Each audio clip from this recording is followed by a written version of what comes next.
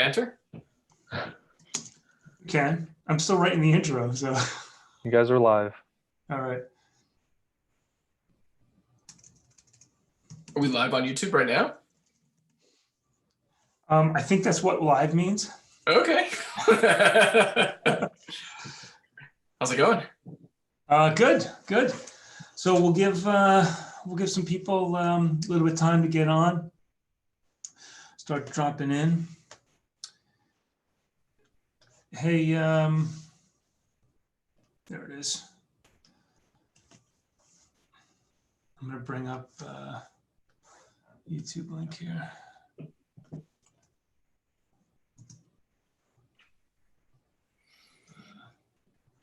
YouTube link here. Make sure that's muted. Oh, hey, Caitlin's in. David's in. And I'm in. And well, Nick's in. Hello. Give some other people a little bit of time. Sure. And if you can see behind me, Chuck, I've got microphones now on my drum set. I hope to be doing some drum recording at some point. Are you really? Yeah, this is how the band is going to be collaborating now. Remotely. So there's a band that I follow. It's called Red Sun Rising, and they just a couple months ago they announced an indefinite hiatus, which sucked because I really like them. But they just with I guess 3 of the members started a different band called The Violent, and they recorded they had started recording the demo in a studio, but it was halfway done. Yeah. So once the pandemic hit, they all had to kind of invest in home studio type stuff. And then they completed the demo and the video all remote. Nice. Oh, that's awesome. And the song's awesome, by the way. So. Oh, cool. Very cool. Very good.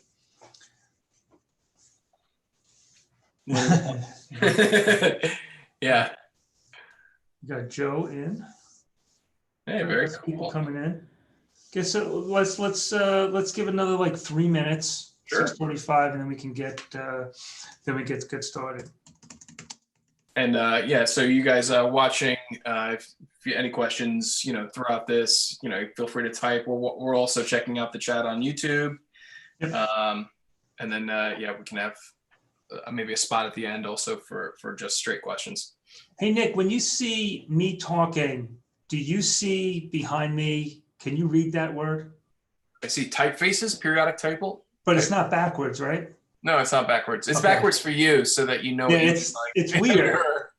It's weird because it's a mirror for me, but yeah, I guess it would be strange if it was the other way, because you would move your head left and then you would see it go right. Yeah, exactly. And every time I look at myself, I see the part of my head going that way, which is the wrong way? Which is the opposite from what everybody actually sees. You know what? That was probably, I'm wondering if that was actually an experienced discussion that they had. Right. Like, do you make it look like a mirror? Because yeah. What's weird, do you find yourself when you're doing these, you end up watching yourself talk? And not looking, so it's like I'm looking at the camera, so now it looks like I'm talking to you. Right. But you keep looking at yourself, making sure you're not going to, I don't know, make a silly face or something. Okay. No, I stare at you. Try to make Right. Awesome. David just said, check out app. Oh, I heard about the Fender Play app for lessons. My youngest son, he's a lefty. So we had gotten him an Epiphone Les Paul style guitar a couple years ago, and he didn't really play it for a year or 2 years, but since the pandemic he picked it up and started actively learning. Okay. So I was able to show him some stuff, but he basically just went on YouTube and started learning. Cool. And looking at learning apps, and we just got him a ukulele. Oh, cool. And he restrung it backwards, and now he's like learning songs on the ukulele. It's great. Oh, he's kind of a goofy kid, So like he walks around with the uke and he's tall and skinny, and it's kind of funny. Future hipster. Yeah, exactly.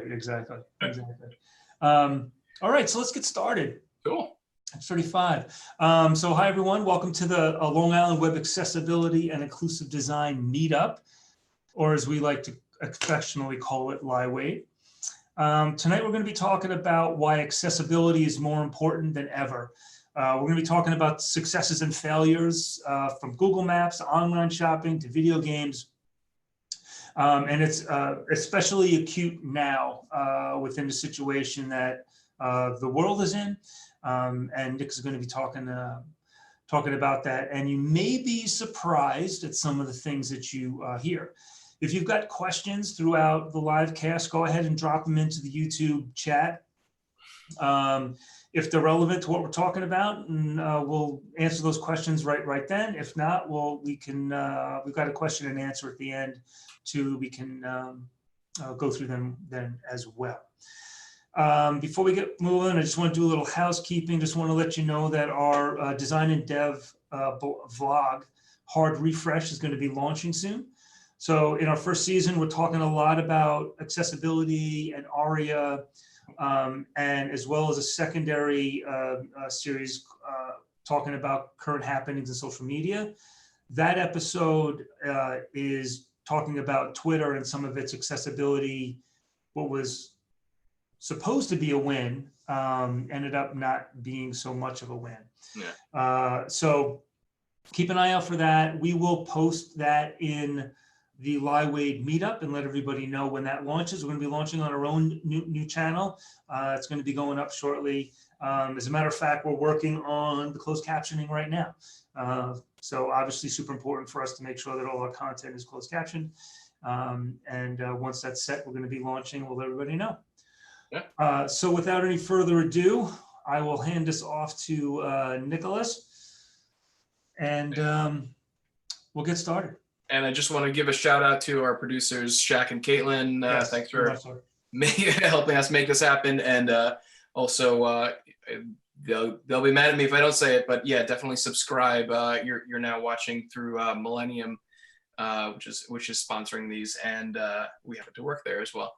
Yeah. But yeah, if you stay subscribed, you'll be updated on future LIWADE live sessions, and also the hard refresh when subscribe. And if you hit the bell, the notifications bell, when we do post these and these live events happen, you will get notified. So which will give you a direct link right here, right to the live stream. So you ready? All right, I'm going to share my screen. Yep.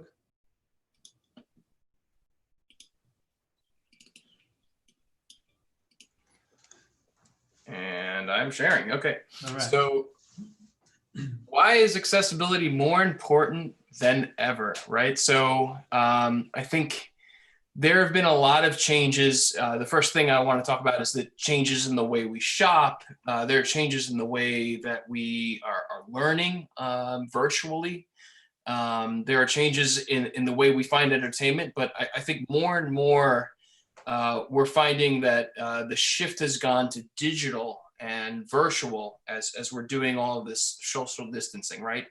So we are facing a pandemic, and things are starting to open up more. But I think for a long time, a lot of people were just going on the web, right? That's how they do their shopping. That's how they did even their communication. This is how we're doing our meetup. We're doing it virtually. Right.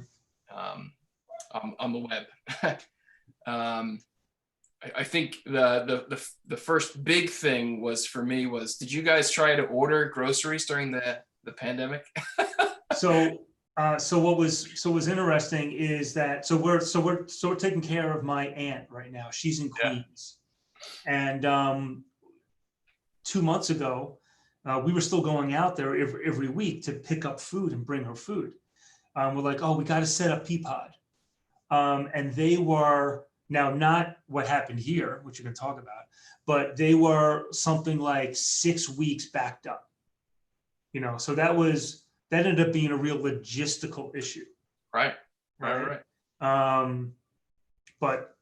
I digress. Go ahead, Nick. Yeah, sure. Let us go. So some of the things that I found, and I've seen a lot of people complain about it, is basically the grocery and food services, as you mentioned, had a huge demand. And this was very difficult or even impossible sometimes. There are a lot of people with disabilities that rely on these services. They may not be able to get out of their house, or they may have other difficulties in getting these things in person. So I think the biggest problem, though, was this kind of user experience issue. So a lot of these carts like Instacart, Amazon Fresh, and even the Whole Foods, they'd allow you to build a cart, but then they wouldn't let you select a delivery time. It was kind of maybe their strategy to kind of get you hooked. You want all of these items. But it was really a pain in the butt for me, definitely, to try and. Right, but that's a great example of the experience or the UI not being flexible enough. So Right. it was whatever, maybe it was a marketing decision or it was something else like that. But as soon as you saw the shift happening, now all of a sudden you have people who are at home and maybe want to schedule certain windows because they don't want somebody just showing up at their door at any time during the day. Right. From a safety point of view. So, these are, it's funny, the stuff you're talking about here these are the accessibility issues. These are the curb cut issues. These are the things that once they start affecting typical users, is when people start paying attention to the accessibility issues. Right. So a lot of these companies, they say they're working on it. For example, Instacart hired 300,000 drivers. They modified their delivery time options, so now you can order things up to 2 weeks instead of 1 week. But yeah, they're all adapting, and they're all trying to figure out how to keep up with this demand, and then of course modify their UI and their apps for all these additional options. So I would call this one a failure, but we did have some successes here. For example, Stop and Shop. So Stop and Shop announced, I think, was one of the first retailers to announce that they were going to be reserving some time specifically for the elderly, right? So you have customers who are age 60 and over, and they can go from 6 a.m. to 7:30 a.m. And these were people that were considered, right, the most vulnerable to coronavirus. Yeah, I've got a Stop and Shop by me, and I noticed that they had the sign on, but there's other things involved too, not like the keeping people who are most vulnerable away from people that maybe decided not to wear a mask and come walking in, but also you have elderly people that are in the store are typically moving slower, right? And you have other people that are younger that just want to get in, get out, and there's a frustration factor, but this gives that population a nice solid hour and a half, go in, take their time, do what they need to do, not be stressed, not be rushed in an already stressful situation. It was a good idea. Yeah. Actually, honestly, wondered why it took a pandemic to make that happen. Right? Think about that. Yeah, no, absolutely. I mean, it isn't a bad idea just to have that and do it. I think, the joke we made around the house was they're up that early. But, they are. My father-in-law's up at 5 o'clock in the morning. So the next success was Google Maps. So this is something that happened in May. So just last month, they added a new feature that shows accessible locations. So the concept here is that it's become more difficult to explore. You can't just drive around, and a lot of the trips outside of the house are now filled with purpose, right? They're meant to be in and out real quick. So what Google Maps did is they have a new feature where you can see these little wheelchair icons on the map. You can turn that on optionally, and then when you click into one of the locations, it'll say if they have wheelchair accessible parking, accessible entrances, restrooms, seating, things like that. So a lot of these are community, I would say, you would crowdsourced. So they ask map users if you've been there before to answer questions about their hours and their menu, but then now they also ask these accessibility questions. I mean, that's fantastic. Again,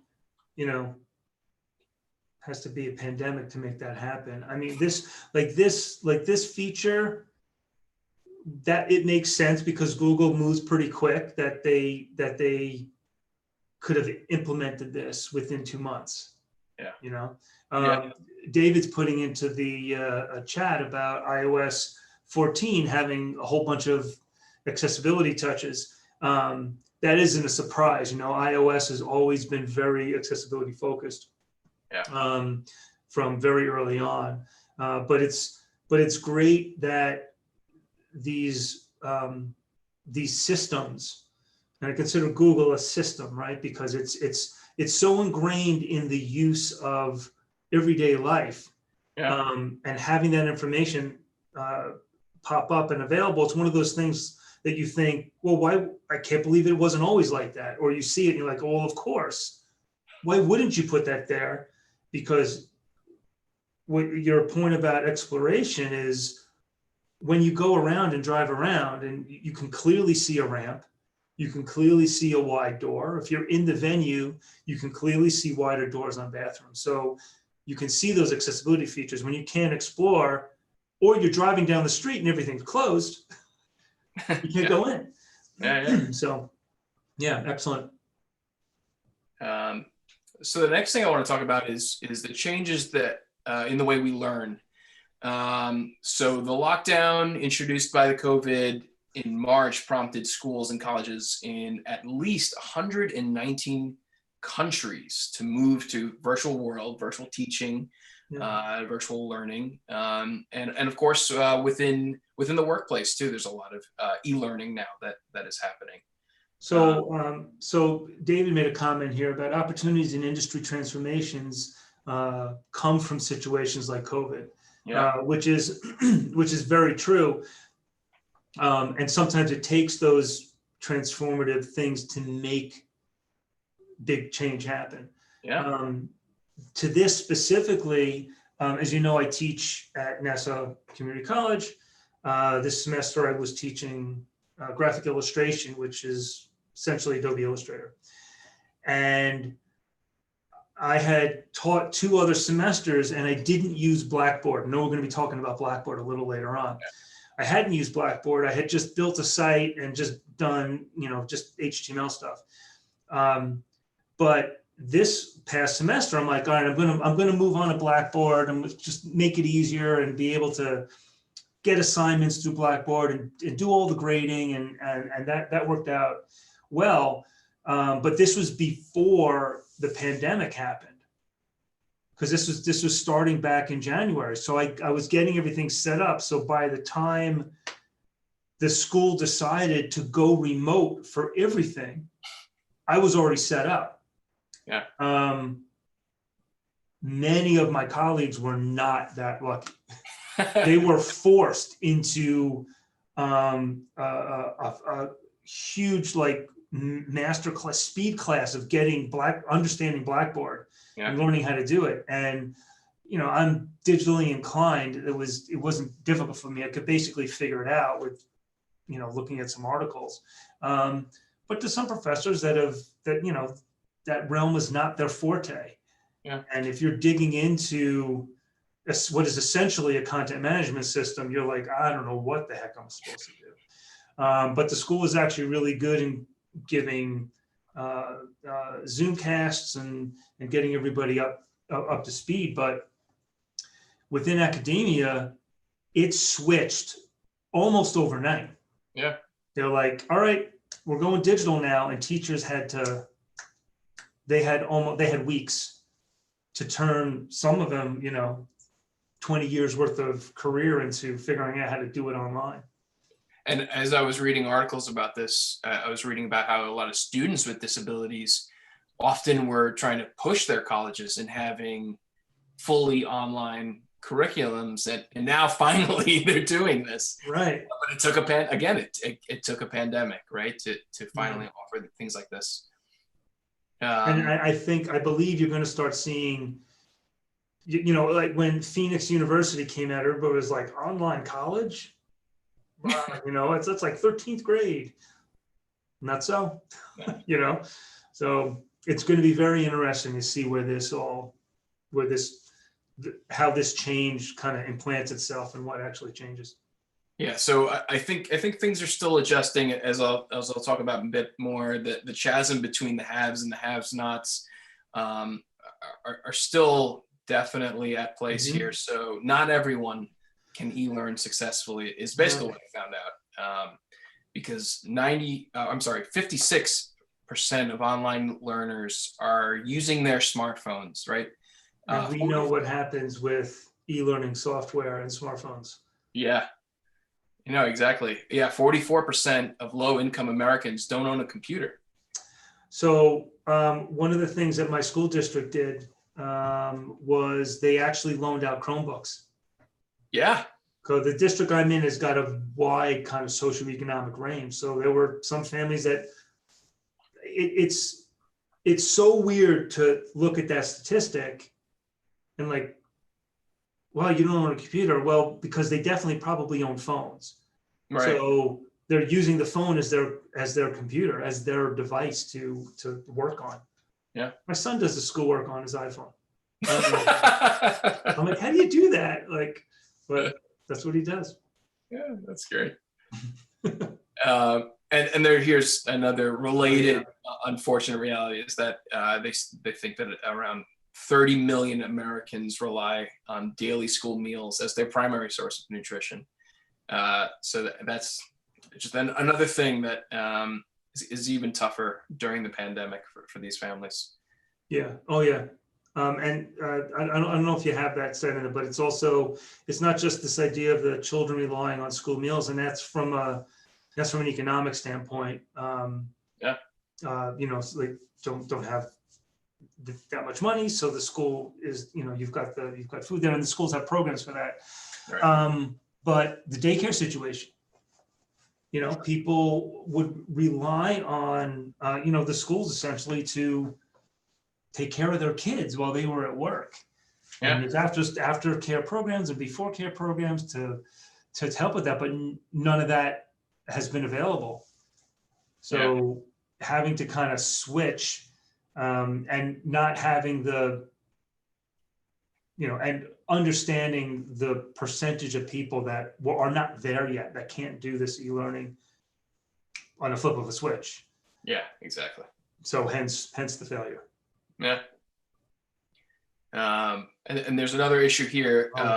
Children with special needs, they have plans called an IEP, Individualized Education Plan. Yep. And this is all covered under the Individuals with Disabilities Education Act, or also known as IDEA. And they're saying that children with IPEs may not have the same, they don't have the same programs as they were pre-pandemic, because sometimes it does take two people. It takes a speech therapist or a full-time aide, extra testing time. I was actually talking with my sister. So my sister became an art teacher during the pandemic, and the way she does her art classes is she films herself and breaks it down and then does voiceover on top of her filming herself. So she's re-recording now audio, so that people with different accessibility needs can all follow along, can pause, stop, rewatch it, or whatever they need to do, and then still participate. And then she has live office hours to answer questions. That's smart. Yeah. Very cool. All right, so let's talk about some of the successes. Chuck, as you mentioned, free internet, borrowed computers. So a lot of ISPs, Spectrum, Comcast, they're offering free internet to students affected by the shift to e-learning. Some other service providers have promised not to cut services for those with unpaid bills. And they're also setting up a lot of public hotspots specifically for students. So some of them are even, I think, parks, but some of them are even parking lots where you can go in with your laptop, and kind of get some internet. So it's basically legal war chalking. Right? What's war chalking? War chalking, or war walking, or war driving. Yeah. Going around and finding spots that you can access. Absolutely. That's exactly what that is. And yeah, so some districts have added programs that allow students to take home laptops. I stole your thunder, Lundy. It's okay. So I will say that, and I don't know if Adobe and Zoom did this for free, but at Nassau, there were a lot of students that didn't have the software at home. They had their user ID at school that they could do it, but Adobe provided access so that the students could get the full Creative Cloud suite at home, so they could do their work at home. And Zoom also, the school was able to use Zoom to do the classes. So I don't know for sure if it was free, but it was basically set up as a single sign-on. We were able to use my my faculty login to get in and do it. So even if it wasn't free, that the fact that these companies implemented their necessary software to help students learn was impressive. Yeah. And they did it relatively quickly. Yeah. Right. It happened within like a week to 2 weeks after the pandemic started. Yeah. There was no room for error. All right. Let me what's next? Screen again.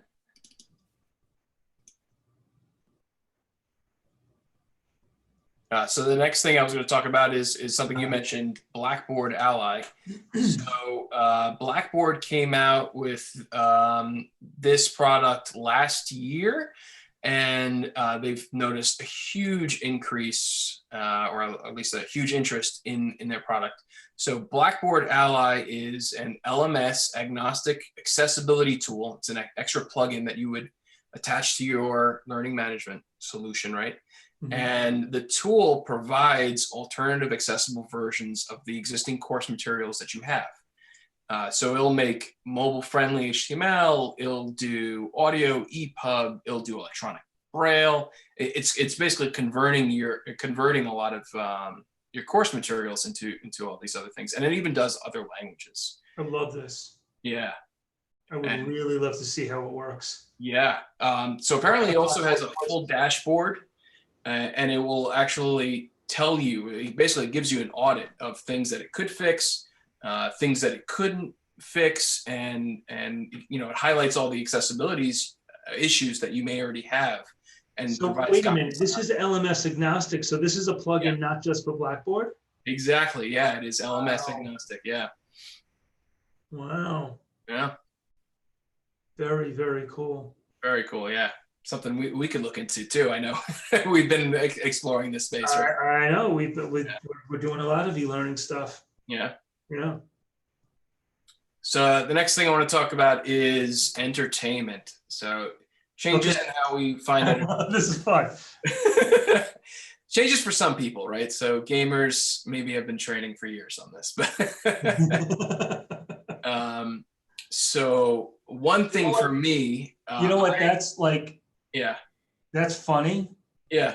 But I just say, like, the pandemic shift didn't really change my kids' lives that much.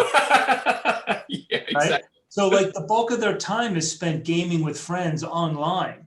Right. And I remember for years being like, why don't you go meet them in person? And my son Jack was like, hey, I started playing D&D, online with people. Yeah. I'm like, just get together and play it. That's what's fun. No, this is fine. I like this. So, when all of a sudden everything was socially distanced, they just kept doing what they were doing. Yeah. You know?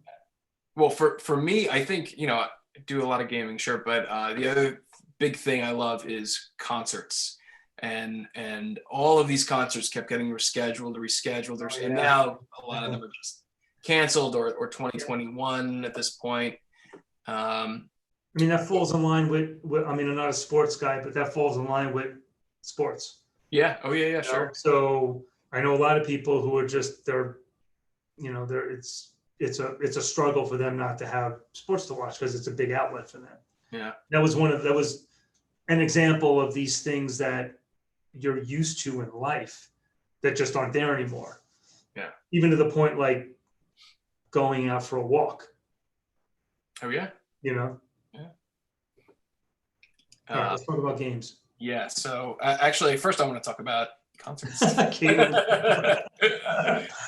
So one of the big failures I noticed was a lot of bands, and this is a good thing actually, a lot of bands did archival concert live streams. So this includes Fish, Grateful Dead, others. There were lots of festivals that did archival live streams, but there were no captions for these. So even though these are existing videos, with high publicity and thousands of viewers, no captions.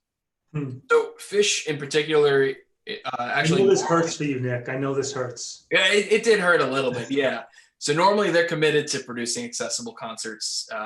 They have sign language interpreters at a lot of their shows. I didn't know that. That's interesting. Yeah, and even in the Grateful Dead community, there's a group, they call themselves Death Heads, and they'll go to shows and sometimes they'll have their own separate area with somebody there who's listening to the songs and is basically doing sign language for that group. So you know what I'm wondering about this first item here? Yeah. Archival live streams. I'm wondering if it was a legal issue to disable the captions. Why? I don't know. I'm just wondering, like, maybe because, lyrics are copyrighted and. Oh, but these are their shows. Oh, these are their own things. Officially doing. So Fish did a series called Dinner and a Movie, and they're still doing that. Grateful Dead did One More Saturday Night, I believe it's called. And there are a couple others like Dave Matthews. They're all doing these basically live stream events of archival concerts. And this, for some reason, always brings up the question: Do people with hearing disabilities listen to concerts? Yes. Yeah, you can vibrations and you can read lyrics. And vibrations 100%, because a lot of people actually bring balloons and they feel the balloon and they're dancing and they're socializing and they may not necessarily be 100% deaf or different levels of hearing disabilities. A lot of people would benefit from sign language or captions. If anybody doesn't get that, think about dubstep and what your body feels like when that plays. Yeah, you literally you feel it.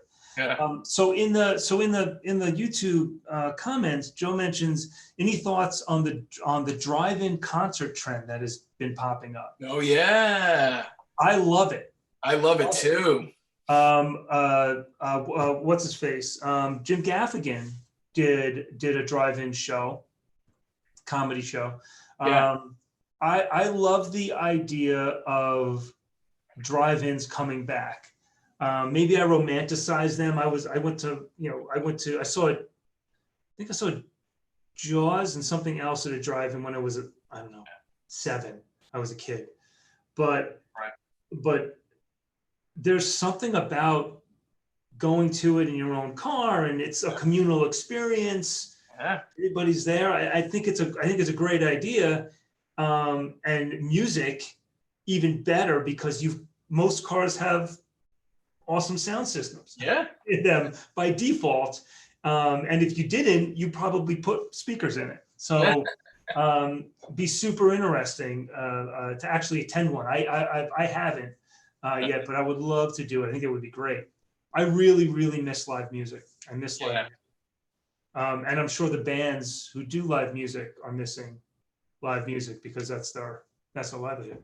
So is that what Joe's talking about? Is he saying that there would be some kind of a live concert where you could watch it from your cars, or are these also archival videos? But I guess it doesn't. I guess it doesn't matter. I mean, look, there aren't too many drive-in theaters left, no. right? So Bring unless it back. right, I think there's like 2 in the country. But if there's, you know, they do. You've seen the Fathom events. You ever go to a Fathom event? Oh yeah, Right? It's sure. the same concept. Sure. Just these theaters should set up a screen outside and turn it into a drive-in. Yeah. And you could do archival concerts. 94.3, or the rock station around here, Friday night is doing live concerts. They're doing archival concerts. Yeah. You know, it's so there's these things that you got used to that were not the part of the soundbite age that you see coming back. And it's good because, like, you know, people want to experience this stuff. Yeah, absolutely. So. Yeah. All right, cool. Let me jump on to the next topic here, and this is all about video games now. All right, yeah, this is. So the next thing I want to talk about was GameStop. So yeah, GameStop did an announcement. I think it was late last year, and Audio Eye also did an announcement that they added Audio Eye to the GameStop site. And so now there's an accessibility statement, and they're touting their commitment to accessibility. Yeah. Unfortunately, their site still lacks a lot of basic accessibility features. These are the kind of things that we normally talk up about. Yeah. So yeah. Audio Eye is a great idea, right? It's a fantastic idea. Yeah. JavaScript, drop it on your page, and it'll make your site accessible. Right. The problem with it is that if it wasn't built correctly in the first place, then it's never going to be able to make it accessible. And simple things like alt text on images, sure, and basic outline structure, readability. Yeah. That stuff like that is not in place at the beginning.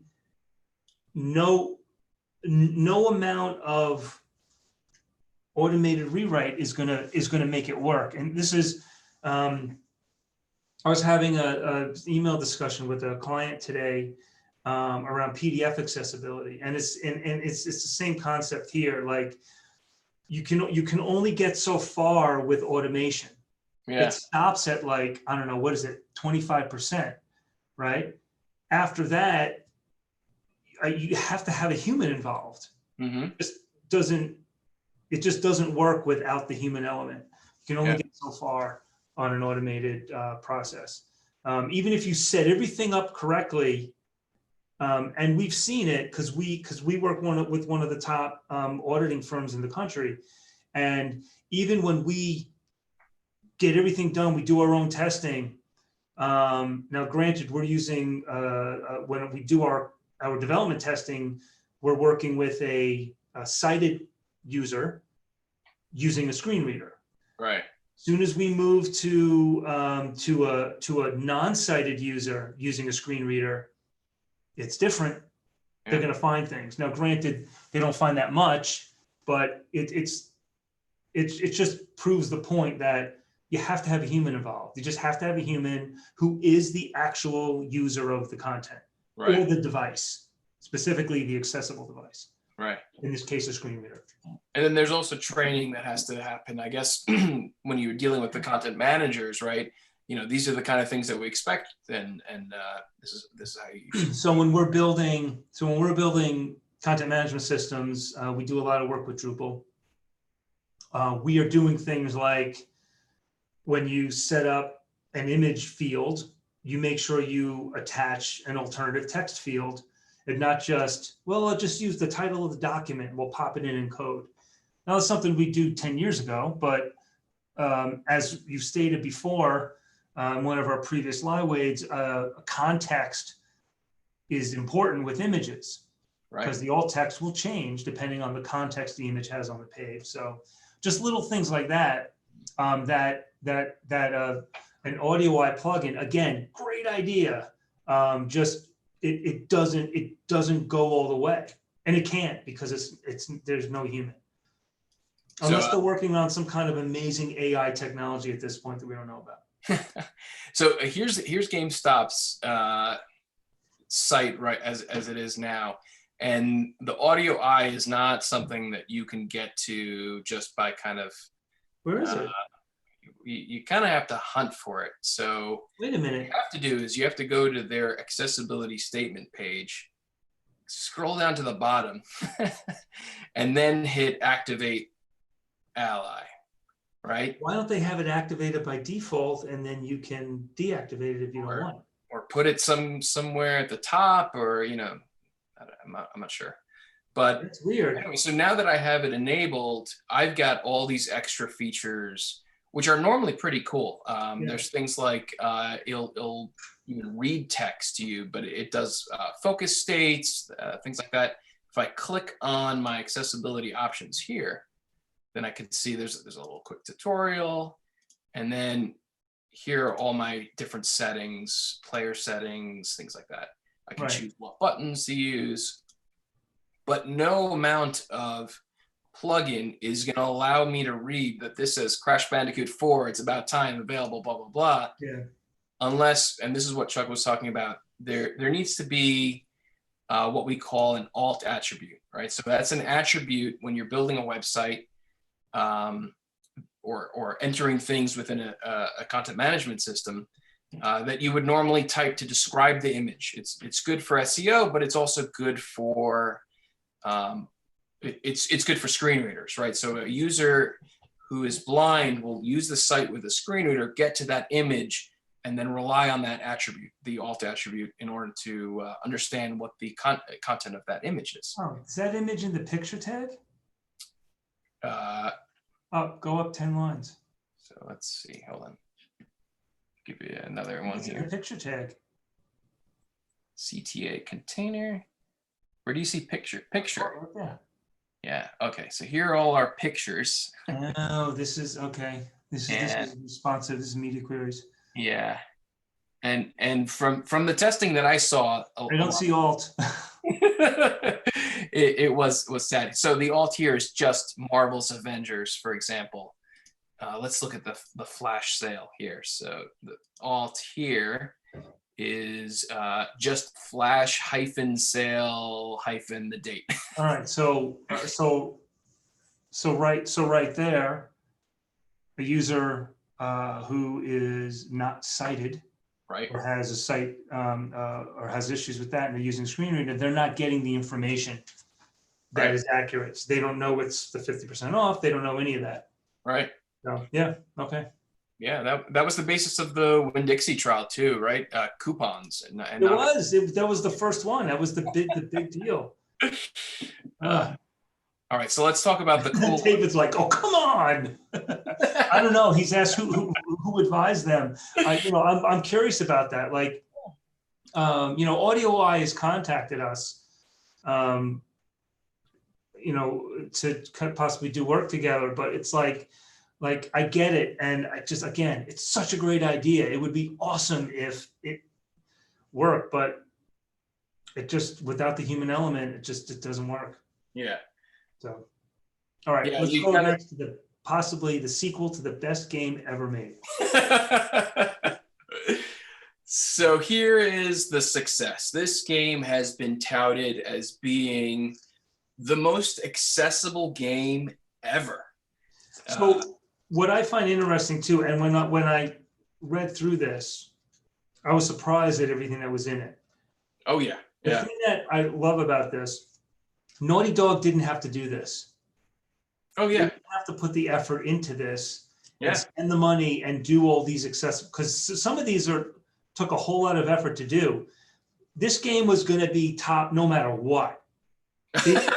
Yeah. You know what I mean? And the fact that they did is a testament, number one, to the company, the vision of the company, and the vision overall of where we think video games should be going. And we'll talk about it when you get to it, because one feature you mentioned is probably one of the coolest features. Yeah. And actually, I think, you know, a lot of these are going to be inspiration. You know, we normally talk about web accessibility, but looking at, you know, how are other digital spaces doing it? You know, what are mobile apps doing? What are video games doing? You know, we can borrow these kinds of things and bring it onto our own projects and have them inspire us when we're kind of coming up with our own designs. Yeah, exactly. So yeah, Naughty Dog had included lots of accessibility features in this the PlayStation post-apocalyptic action adventure game. We're not paid by Naughty Dog or No, PlayStation. we are not. We are not. No. So they actually worked with several consultants, including a blind gamer, Steve Saylor, which I do want to show a quick video of him talking about his experience. But they worked with Naughty Dog to include accessibility features. So I want to talk about some of the awesome things that they did. But the way this worked was that this was a top consideration throughout all phases of the production. So they had different things that they were using for problem solving. They hired consultants, right? So they're getting advice from specialists. And a lot of these consultants did have disabilities of their own, but they also worked on a lot of existing documentation and their own research. So there's sites like gameaccessibilityguidelines.com. So if you're a game developer, you can check out this site. And then there's also APX and CIPT guides. And there are all these, basically these rules and tricks and guidelines on how to make your games accessible as well. Awesome. And then they also worked with a lot of community engagement. So this is what we're seeing as a final product of something that went through alpha testing, beta testing, social media, user research, forums, things like that, and really a lot of community outreach. So let's take a look at some of these. This is one of the really cool ones. Directional cues directly in the captions. So now we've got stereo, we've got 5.1, we've got 7.1 sometimes in your audio setup. And video game designers use audio clues to indicate the direction of a source of sound. So you'll hear something coming from behind you. And as a player who's I guess fully able to hear and tell that direction, you're able to kind of quickly turn around, right, and face an enemy or face a speaker. So what they did is they added a little arrow right next to the caption within the game, and the arrow points to the source of that audio. And as you move the camera, the arrow kind of continues to move and update to tell you where that audio is coming from. This is really an extension of a heads-up radar display. Yeah, right. That you see in a lot of first person. This is third person. But it's a great idea. It's subtle. It doesn't get in the way. Right. Yeah. It does exactly what you need it to do. Right. It's brilliant. And I think somebody else was talking a lot about VR concerts, VR experiences. I can totally imagine this being something that is just, we see it in the future. Just audio, if we get captions and then you're in a VR experience, there's like a little arrow that's kind of telling you, hey, this is where it's coming from. Where it's coming from, right? So yeah, the pointer's dynamic. Really cool stuff. So here's some of the other new features. There's a high contrast mode that you're seeing here in this picture. There's also text-to-speech menu options. There's also new difficulty settings, such as you can auto-lock weapons. You can even skip puzzles, for example. So if there are certain cognitive limitations that you have or motor skill limitations that you have, you can basically skip those parts and get directly to the story. And skipping puzzles that's a top level menu item. So usually games are like easy, difficult, very difficult, right? So basically that you can modify that and say you want the ability to skip puzzles, or does it just not do the puzzles at all? it'll skip through the puzzle or kind Okay. of take you through the visualization and the audio of the person kind of completing the puzzle. So you get that piece of the story if it's integral to the story, and then it keeps moving on. You know, that's one of the things that I think is often missed. We think a lot about sight and hearing when we talk about accessibility, and there's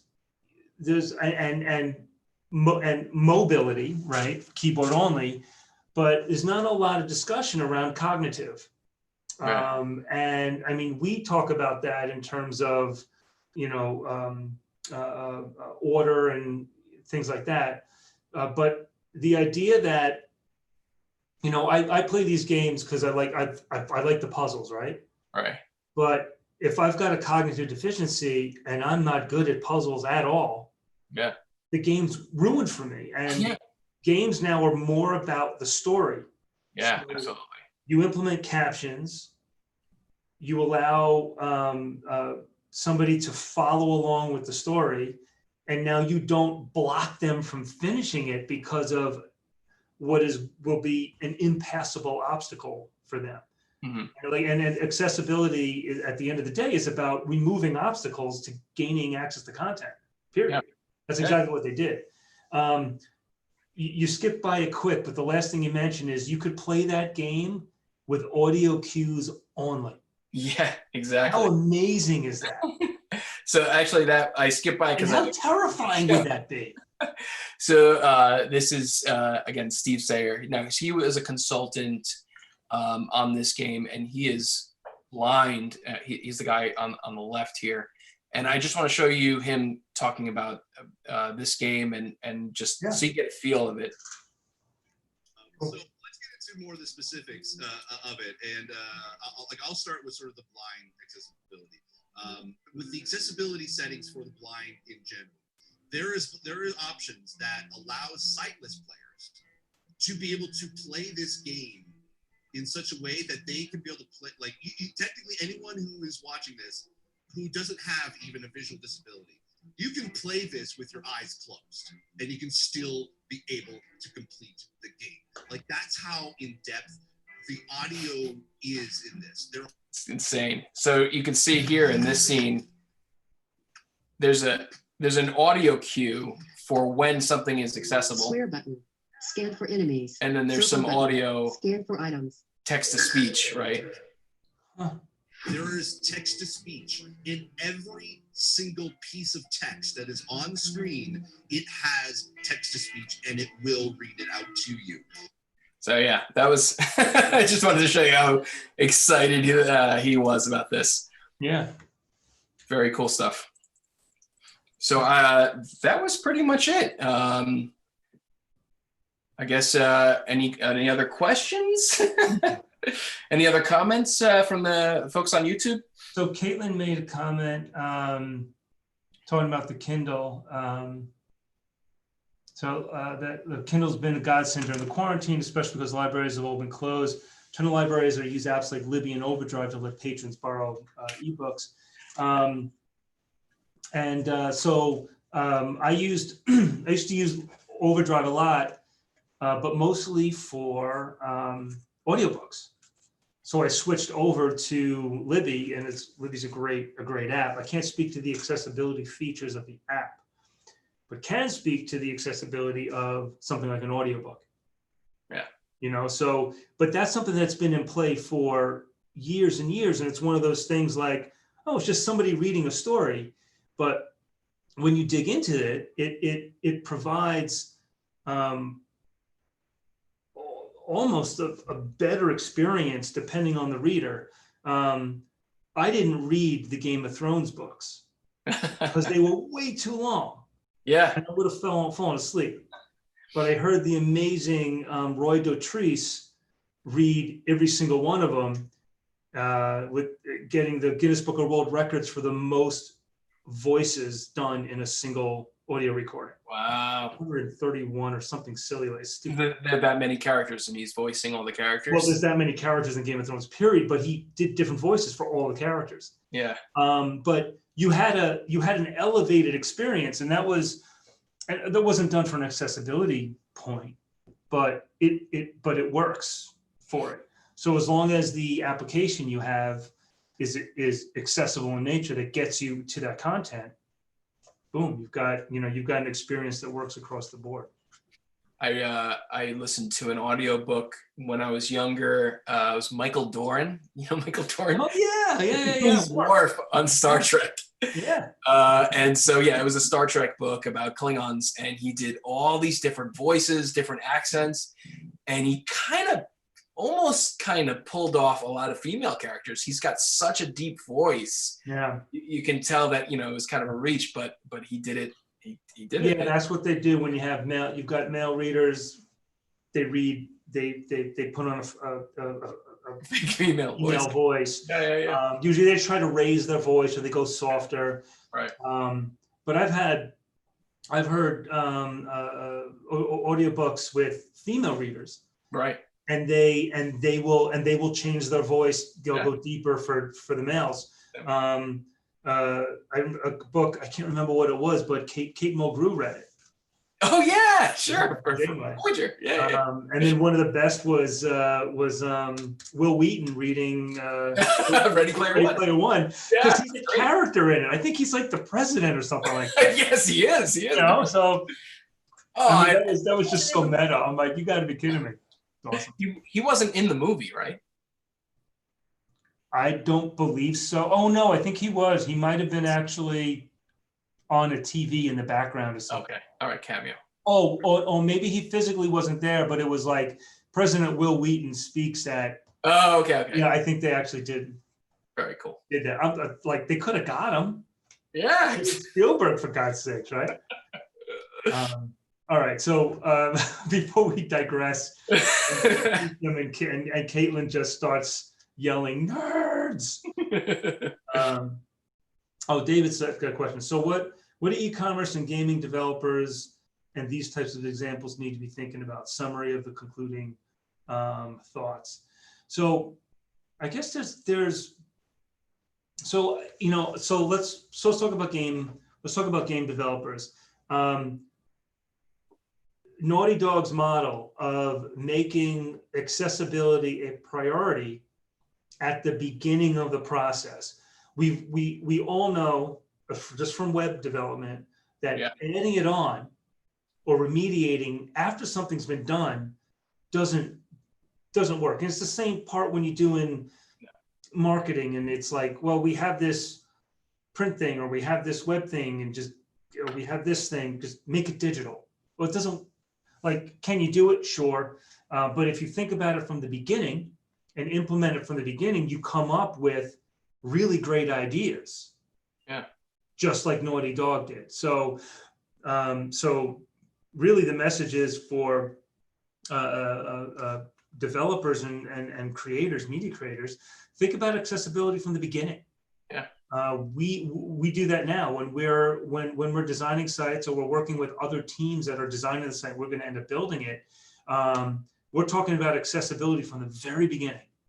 So we're making sure things aren't done in a way that just won't be accessible, or you'll have to change later on and just add more time and more money and put the client in a bad position. So being able to think about it from the get-go. And then in terms of e-commerce, I got to say, like, e-commerce has become now the primary source of your buying right now, especially during the pandemic. So a lot of people used to say that it would be secondary, or people had another option to go to the brick and mortar store, which again, that goes back to our last meetup where we talked about Winn-Dixie. They said, well, if it doesn't work on our website, you can always come in store or call us, and somebody will help us and help you. Okay, but what if I can't speak? Right. Okay. And what if I'm not mobile enough to get there, or I have to inconvenience somebody else to bring me there? Exactly. Or So that's just BS, basically, right? Yeah, exactly. But I would say that kind of a lesson for e-commerce companies, and these are apps too that kind of enable e-commerce, is start thinking about it, because you have lots of people on your platform, and it's only going to get more saturated with users. And a percentage of those users are going to have accessibility needs. And even small updates make a big difference. We've had conversations with companies like A360 and users that have had various accessibility needs, even at our meetups, and they're like, I just want you to acknowledge it and, and do something, right? And even just making the effort and starting the process means a lot. You know, so and it shows that you give a crap about your users, and if you're not, and like when you give a crap about your users use your platform, they spend money on your platform, and you do better. Yeah, it's a win-win. Yeah, you know, it takes some more effort and some more money and some more time to do it, but once you make it part of your process, then it's there. Yeah, that's just how you do things. Yeah. And work with consultants, work with specialists, do real testing, you know, if you can work with people with disabilities. And yeah, I think, you know, if you make that effort from the beginning, like you said, that's really the only way to do it. Absolutely. Okay. All right. I haven't been looking at the time at all, but we're at time. Just under an hour. Yeah. So this is perfect. I want to thank everybody for attending, watching our live stream, and having a lively conversation within the chat. This will continue to stay live. Remember, subscribe, hit that bell. You'll be able to see some updates that are happening. We're going to keep Liwade released on the Millennium channel for the foreseeable future. Millennium supports this meetup for us and feeds us when we want to have some dinner, when we need to do it, and you know, allows us to use the bandwidth in the channel. So we greatly appreciate that support. And also an open invitation to anybody who's watching to join the meetup. And if you want to present or have a topic you want to talk about, please reach out to us, because you know, if there's a project or something that you think is really interesting that the rest of the community would benefit from, I think we'd love to hear it. It doesn't have to be just me and Chuck talking every time. Right. Even though we do have a ton of stuff to talk about. We do. So thanks, everyone. All right, thanks. And we'll see you next time. All right, bye. Bye now.